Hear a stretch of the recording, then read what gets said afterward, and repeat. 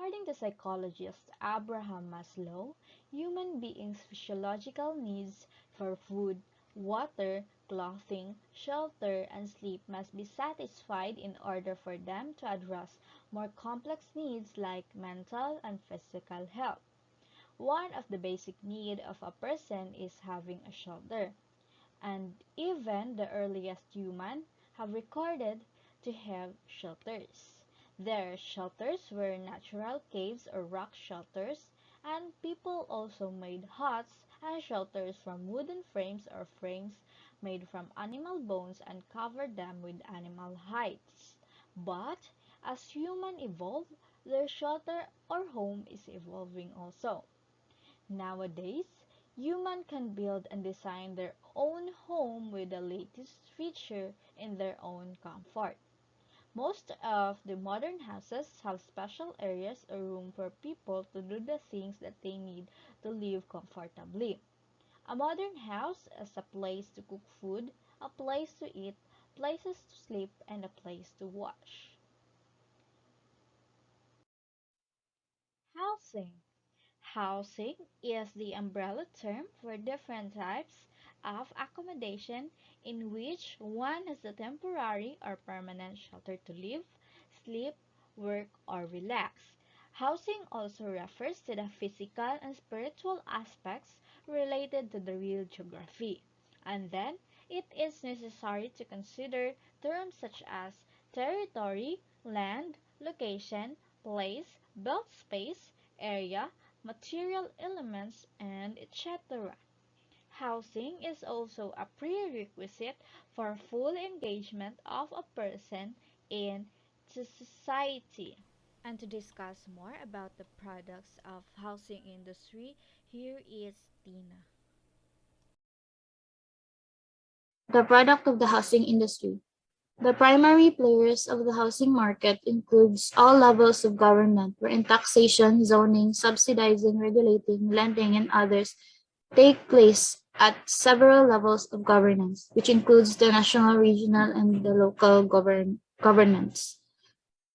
Other major players of the housing industry includes private sectors, non-profits, construction companies, material suppliers, financial institutions, and most significantly, the general population. Ever since the late 1980s, when the population rose dramatically, there is also growth in housing demand. The population growth led to the growing number of households. There's also a diverse market segment in the housing industry, such as the socialized housing, economic, low cost, mid cost, and high end housing. Although these housing segments obviously shelter different class of people or built for people who have different social statuses, these houses have one thing in common. They go through different stages, and those stages may or may not have the same impact to its environment or produce the same impact to its surrounding or land they're built on. The three stages are pre-occupancy, occupancy, and post-occupancy. Pre-occupancy is when construction is done and construction materials are used. With this, the construction sector and material suppliers are very much involved. According to the new research by construction blog Greenhow, the construction sector contributes to 33% of the air pollution, 50% of the climatic change, 40% of drinking water pollution, and 50% of landfill waste. In separate research by the U.S. Green Building Council, or USGBC, the construction industry accounts for 40% of worldwide energy usage, with estimations that by 2030, emissions from commercial buildings will grow by 1.8%. Occupancy is when house maintenance is done. Maintenance activities have a direct effect on the environment that surrounds the facility where they are executed. Many common forms of maintenance are incredibly harmful to the environment. Maintenance activities can release unnecessary chemicals into the environment, contaminate water, pollute the air, and impact human health. The impact of housing on climate change, resource depletion, waste, pollution, and social integration is enormous. Housing consumes more than 40% of the world energy, released one-third of carbon dioxide, used about 25% of harvested woods, released about 50% of fluorocarbons, produce 40% landfill materials, use 45% of energy in operations, emit 40% of carbon emissions, and accounts for about 50% of all extracted materials and use 50% of world's usable water. Post-occupancy or demolitions. Waste from demolition projects can affect the environment in many ways. Nearly all demolition results in a large amount of waste.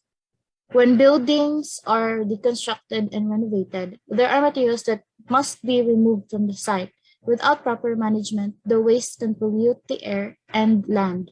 Furthermore, the transportation used to remove waste can have a negative environmental impact as well. It's important during any demolition project to follow the right protocols and take waste to proper areas such as recycling centers. This will reduce the risk to the environment and reduce the impact in a positive way. To discuss more about the housing industry's emissions, here's Rashjel Morales. Good day, everyone. Today, I will tackle the question, what contaminants does housing possibly emit? So first is the volatile organic compounds. These are emitted as gases from certain solids or liquids.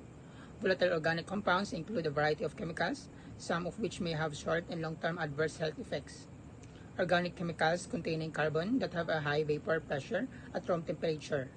This high vapor pressure results from a low boiling point, which allows their molecules to evaporate from liquid to gas phase, a characteristic known as volatility. So the first volatile organic compounds on the list is formaldehyde. This is used as building material. It is a naturally occurring organic compound with the formula CH2O. The pure compound is a pungent smelling colorless gas that polymerizes spontaneously into paraformaldehyde. Hence, it is stored as an aqueous solution. Second is the methylene chloride. It is used as base paint and coating remover. These are used in areas with limited ventilation, such as bathrooms, allowing fumes to build up.